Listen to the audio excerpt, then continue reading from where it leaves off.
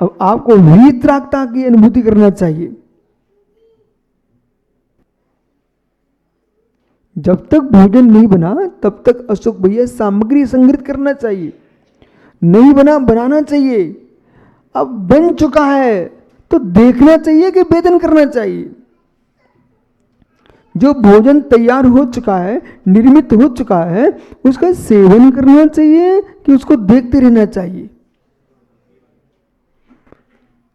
अब तुम मुरझाज बन चुके हो, महात्मा बन चुके हो, साधु बन चुके हो, तो मित्र साधु स्वभाव का वेदन करना चाहिए।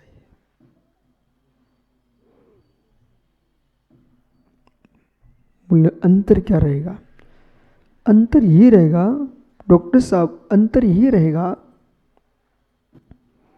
हरण, बहेड़ा, आंवला, ये 3 फल हैं अमृत। आयुर्वेद में इनको आंवले को अमृत कहा है, बराबर। तो हर, बहेड़ा, आंवला, ये 3 फल हैं। इन 3 फलों को अलग अलग देखो तो अलग अलग स्वाद है, भिन्न भिन्न स्वाद है। और तीनों को पीस करके चूर्ण बना दिया जाए तो त्रिफला संज्ञा प्रारंभ हुई। चूर्ण, त्रिफला चूर्ण बन गया। अब तीनों का एक साथ स्वाद लेता व्यक्ति, एक साथ स्वाद ले रहा है, स्वाद बदल गया। आटा है, मात्र आटा, अनुभूति लेना सीखो तत्व की। तो जो मात्र आटा है, 1 चम्मच सीधा आटा ही खा लेना, और आटा खा करके अनुभव के साथ खाना, स्वाद लेते जाना, इसका स्वाद कैसा है। उस आटे में 1 चम्मच बूरा डाल के देना, कच्चे आटे में, और उसका स्वाद लेना। उस स्वाद को, वो तो उधर में पेट में अंदर चला गया, लेकिन स्वाद बुद्धि में रखना चाहिए। सारे वस्तु निकल जाती है। एक रहस्य की विद्या सीखिए, जितने विद्यार्थी हैं बेटा समझो, आप लोग, वस्तु निकल जाती है। जैसे मां राजस्थान में, अब महाराष्ट्र का मुझे मालूम नहीं, राजस्थान में मां क्या करती है, एक सुंदर स्वच्छ कपड़ा लेती है, उसमें नींबू निचोड़ देती है, और सुखा लिया, और नींबू फेंक दिया, रस कहाँ गया? कपड़े में। फिर जब पर्यूषण का दिन आता है, 10 लक्षण, उसमें हरी नहीं खाते। पर्यूषण पर्व आया तो हरी नहीं खाते, वो नींबू सुखा लिया उन्होंने। ऐसे देखो तो रस दिखाई नहीं देता, सूख चुका है। लेकिन जब उनको पर्यूषण पर्व आता है, उनको कढ़ी बनाना पड़ती खटाई की, उसी कपड़े में पानी डाल के निचोड़ लेते हैं, पानी इकट्ठा हो गया, उन्होंने कढ़ी बना ली। अब विषय समझना, हर जगह आप प्रमेय विषय पकड़िए। उन्होंने क्या किया, रस ले लिया, रस ले लिया। सारी बुद्धियां, पीयूष देखो, मैं आपको समझा रहा हूं अभी तो आप लोगों को सामान दिख रहा है। मैं आपसे पूछता हूं तुमने सोचा क्या ये ऐसा? अब आपको कठिन दिखेगा। अब जब तुम्हें कठिन दिखने लग गया ना, यही विषय में आपसे कहें, बुद्धि क्या ग्रहण करती है? बुद्धि क्या ग्रहण करती है? आज सुबह से बड़ा विषय बना कि तुम्हारा जितेंद्र सागर जी बोले कि व्याप्य व्यापक भाव पर आपने कहीं लिख के रखा। तो मैंने कहा मैं तो रोज बोलता हूं। तो रोज बोलना अलग विषय, जो लिखा है ना, व्यक्ति दूसरा नींबू चूस रहा है, उसे तुम्हें क्या, तुम देख सकते हो, पर नींबू रखा हुआ है तो दूसरा उठा के अपना रस बना सकता है। ग्रंथ के अध्ययन में इतना अंतर है। अब जो है, माने क्या किया, नींबू को निचोड़ करके और कपड़े में रख लिया, संग्रहित कर लिया। अब कोई यूं देख के कपड़े में नींबू है तो दिखेगा क्या? नहीं दिखेगा ना। बहुत बढ़िया, दृष्टांत को दृष्टांत समझना। नींबू नहीं दिखेगा, क्या नींबू उस वस्त्र में नींबू का रस संग्रहित नहीं है? सूख गया है। ओ, जगत की जितनी मोबाइल सिम, जितनी बड़ी बड़ी मशीनें इसी सिद्धांत से बन रही है। बोले सर मेमोरी कार्ड, ये क्या है सब? मतलब मशीनों पर बुद्धि है। आप यहां से, कैमरा लगा हुआ है भवन में, आप यहां से निकल भूल जाना तुम कब निकले थे, वो कैमरे की मशीन तुमको पकड़ रखे हुए रखे। वो कैसे? 1 वर्ष पूर्व अप्पा साहेब अपने घर में नींबू लेके आए थे और इनके बेटे की मां ने सारे नींबू निचोड़ निचोड़ करके कपड़े में डाल लिए, बस सड़ जाते, और इनसे कहा जाओ फेंक के आ जाओ, फेंकवा दिए। इनकी दृष्टि में नींबू समाप्त। लेकिन धर्म पत्नी तिजोरी के अंदर रखे हुए हैं। धर्म पत्नी तिजोरी के अंदर रखी हुई किसको? नींबू को। ऐसे बड़े बड़े अपराधी अपराध कर बैठते हैं और भाग जाते, बोले मैं भाग चुका हूं, पर तुमको पता नहीं है भूमि मशीनें, ये जब पहले लगता था ना फिर से लगने लग गया। पीयूष, ये पहले लगता था ना अंगूठा, अनपढ़े पहले अंगूठा लगाते थे, पढ़े वाले नाम लिखते थे। अब आजकल पढ़े लिखों को भी अंगूठा लगाना पड़ रहा है। बोले तुम बदल सकते हो, अक्षर बदल सकते हैं, पर आप अंगूठा लगाइए। क्या? और इतना ही नहीं, वो मोबाइल भी कह रहा तुम अपना अंगूठा लगाइए पहले। ओहो हो, कितना गंभीर विषय है। इतनी सरलता से यही मुझे लगने लग गया है। हमारे तीर्थंकर भगवंतों ने ऋषभ देव से वर्धमान महाविश्व अनंतन 24 में क्या तत्व की प्रूपणाएं की थी, और सामान्य लोग सुन सुनकर ऐसे निकल जाते थे। कैसे निकल जाते थे? बोले आए और चले गए। आज भी विद्वान भाई कागज लिए, कॉपी लिए, लिख रहे हैं, ग्रंथ बना रहे हैं। बोले क्या भगवान ने कहा है, क्या भगवान ने कहा है। ओहो हो, ओहो। जिसके यहाँ वस्तु होती है लोग सामान में डाल देते।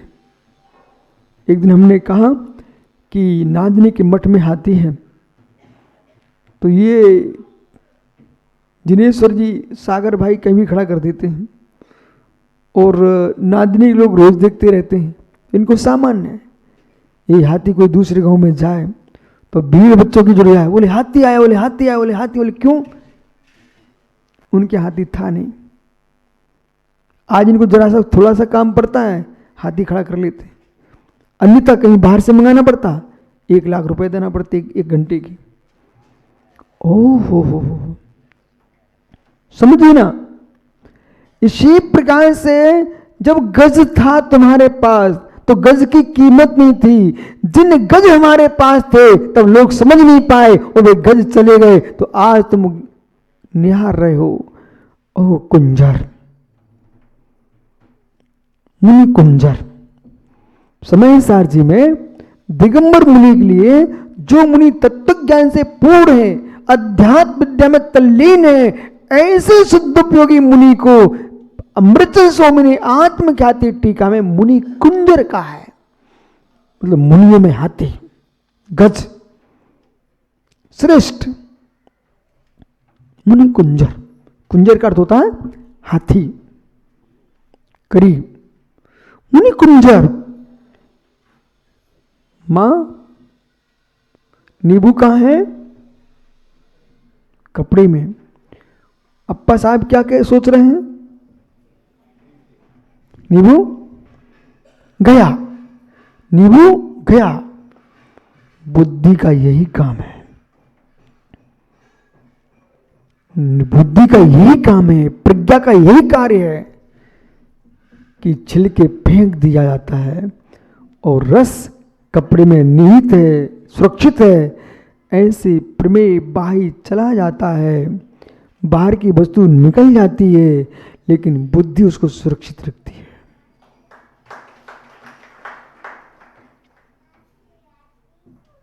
मां नन्हे नन्हे बच्चों के सामने कभी झगड़ा मत करना, अशुभ कर्म नहीं करना, कोई खोटा काम मत करना, खोटा वचन नहीं बोलना। आप वृद्ध हो जाएंगे, सिर हिलने लग जाएगा, माला हाथ में फेरते रहोगे। बच्चा देख चुका है, बोले नींबू निकल छिलके फेंक चुके हैं, उसकी बुद्धि में वो तुम्हारी पूरी रील रखी हुई है। अजय, मित्रों को भी मित्र नहीं मानना चाहिए। एक नियत विषय का मित्र है, उसके साथ भी तुमने गलत व्यवहार कोई कर दिया, उसके अंदर रखा गया। कपड़े में नींबू का रस है। बेही बेटे, बेही बेटियां, एक क्षण तुमने उनको डांटा, समझाया, फिर सामान्य हो जाता विषय, परंतु समझदार पुत्र पुत्रियां हुए तो आपको पिता कहेंगे, ना समझ निकले तो कहेंगे ये वही पिता है जो हमको डांटता था छोटे में। उनकी रील नींबू वस्त्र में है। गुरु महाराज हैं, आचार्यगण हैं, शिष्यों को समझाया, कोई उन्होंने अनुशासनहीनता पहले जोर से भी समझा दिया, लेकिन आचार्यों को ध्यान रखना चाहिए नींबू कपड़े में है। नींबू कपड़े में है, छिलका फेंक चुका है, रस है। जितनी अशुभ क्रिया है उन्हें भी सोचना चाहिए, नींबू कपड़े में। पक्ष बदल दीजिए, बच्चों को मंदिर लाइए, उपदेश में बिठाइए, अच्छे काम में दिखाना चाहिए। भगवान का जुलूस नहीं कर रहा, गोदी में बच्चे को लेके आओ, दूर से दिखाओ, भीड़ में लेके मत जाना, दूर से दिखाओ। आप समझ रहे हैं बच्चा बड़ा हो चुका है और ये सब भूल चुका होगा, परंतु नींबू कपड़े में है। मुझे याद है भाट साहब,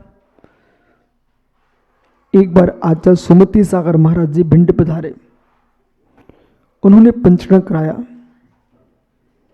32 हाथी आए, 32 हाथी भिंड में,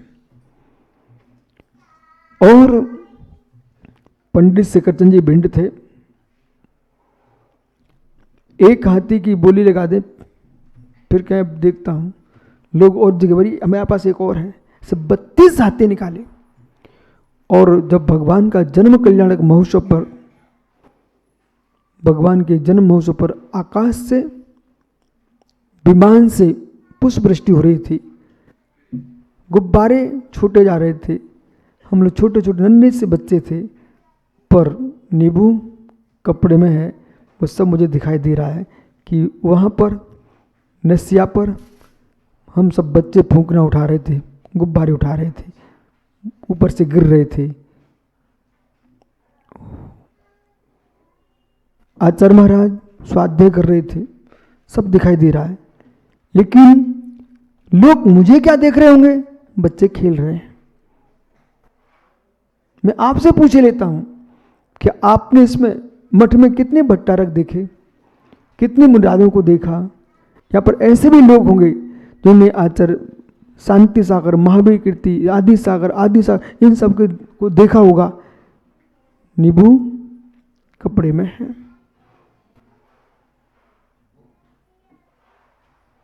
प्रज्ञा जो है बहुत प्रशस्त होती है, बुद्धि बहुत विकल्प होती है। इस बुद्धि के अंदर विकल्पों का आंच नहीं लगाना चाहिए। विकल्पों की आग लगी कि बुद्धि भ्रष्ट हुई। संपत पाटनी जी, संसार में जितना खतरनाक शेर नहीं है, मित्र शरीर चबाने वाला बुद्धि नहीं चबाता। अजगर नहीं है, शरीर निकल सकता, बुद्धि नहीं निकल सकता। लेकिन बिना मारे, बिना नष्ट किए बुद्धि को खोखला करने वाली कोई वस्तु है देवेश, उसका नाम बेटा चिंता है। चाहे पढ़ाई की चिंता हो, चाहे शादी की चिंता हो, चाहे दुकान की चिंता हो, चाहे पुत्र पुत्रियों की चिंता हो, चाहे शिष्य शिष्याओं की चिंता हो, जो जो चिंता में डूबते हैं वे अपनी बुद्धि में आग लगाते हैं।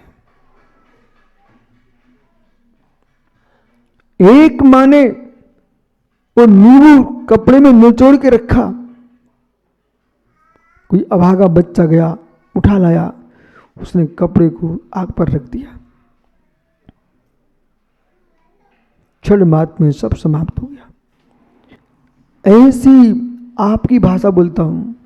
बोले भाई हमारे घर में मोबाइल है, बोले हमारे घर में मित्र बड़े बड़े यंत्र हैं, ओह कंप्यूटर है, उसमें सब भरे रखे हुए थे। सुब्रत सागर ने ग्रंथ भेजा प्रकाशन के लिए, और वहां जब पहुंच गया प्रेस वाले ने सब मैटर तैयार कर लिया और उसमें वायरस हो गया, पूरा का पूरा ग्रंथ समाप्त। मतलब मशीन में वायरस लग गया, उसको भी रोग लग गया, पूरा ग्रंथ अशोक भैया समाप्त हो गया। इसलिए सुब्रत सागर जी उन लोगों को जरूर आप बोल के रखो जो इस भरोसे में जी रहे हैं हमें ग्रंथ प्रकाशित नहीं करना। हम तो आज इंटरनेट पर डाल के रखे हैं, कंप्यूटर में सेव किए हैं, मोबाइल में रखे हैं। ये यंत्र युग है, यंत्र में रोग होते हैं। यदि एक वायरस लग गया तुम्हारे पूरे ग्रंथ उड़ जाएंगे। इसलिए उसमें भी तुम रखो, परंतु ग्रंथों को प्रकाशन करके भी रखो, ताम्रपत्र में रखो, ताम्रपत्र में रखो, कागजों पर रखो, जिस प्रकार से जिस विधि से हम सुरक्षित करो। लेकिन ये मत सोचो कि हमने नेट पर डाल दिया हमारे सुरक्षित हो चुके हैं। लोग चोरी भी करना जानते हैं और ऐसी चोरी करेंगे सारे ग्रंथ पर अपना नाम डाल लेंगे और पूरे देश में विश्व में तुम्हारा नाम समाप्त, वो ग्रंथ उसके नाम से चलेगा। प्रमाण क्या है? तुम कुछ लिखे नहीं रखे हुए हो। इसलिए यंत्रों पर विश्वास नहीं करें, त्रियंचों पर विश्वास नहीं करना।